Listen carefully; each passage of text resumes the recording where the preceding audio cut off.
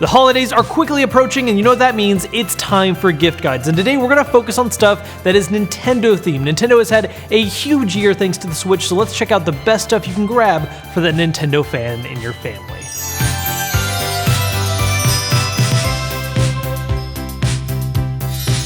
Kicking things off, we're going to do something a little different from the usual kind of products we feature. You may have noticed that the channel has taken on a little bit of an 80s vibe.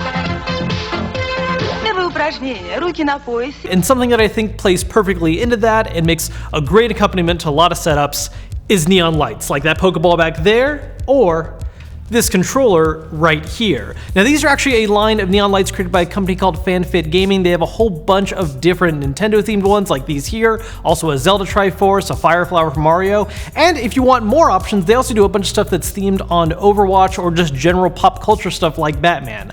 Lots of really cool designs that just spice up a lot of different setups or just a little addition to your room. They look awesome, definitely worth checking out.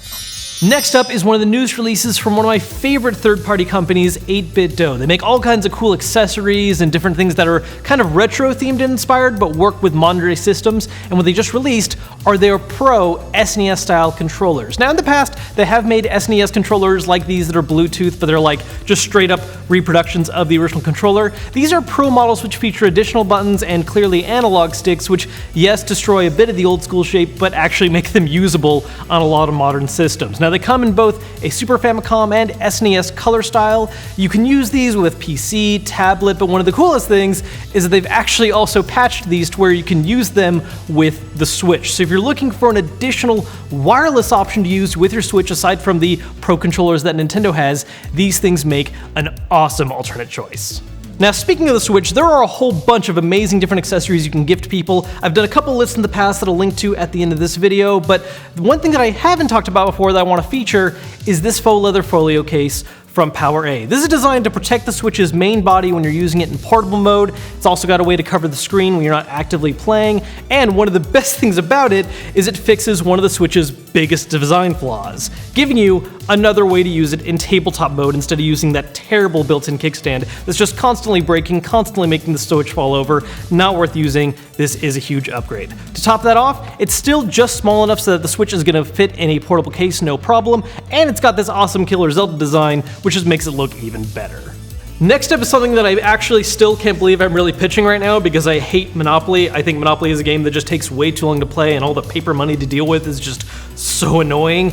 But Monopoly Gamer is actually really, really fun. It basically takes all the things that are bad about Monopoly and heavily simplifies and changes it up to make it a much faster paced game that actually ends, and you have a lot more fun playing it during. Basically, the main difference is the fact that instead of all the paper money, you've got coins to work with. It actually incorporates some like Mario Kart style stuff where you can hit opponents with shells, causing them to drop coins that you can pick up later. And the main thing that keeps it nice and short is every time someone lands or passes on go, you deal out a boss card, you guys fight the boss, and once all the bosses are gone, the game is over and you just count up points. So in the end, it only takes up maybe 30, at most 40 minutes to play a game, and the whole time it's gonna be way, way more fun than original Monopoly.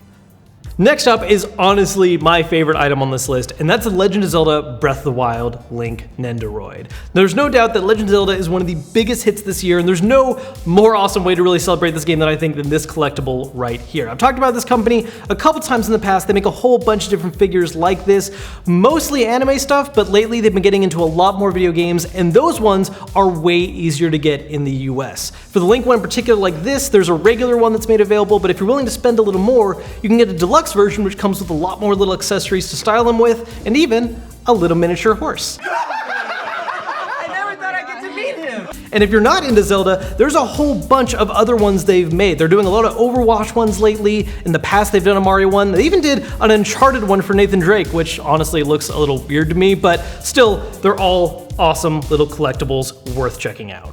So there's all of our Nintendo themed gift guide stuff. Links for all this stuff is going to be down below if you want to check them out, and I will see you guys later.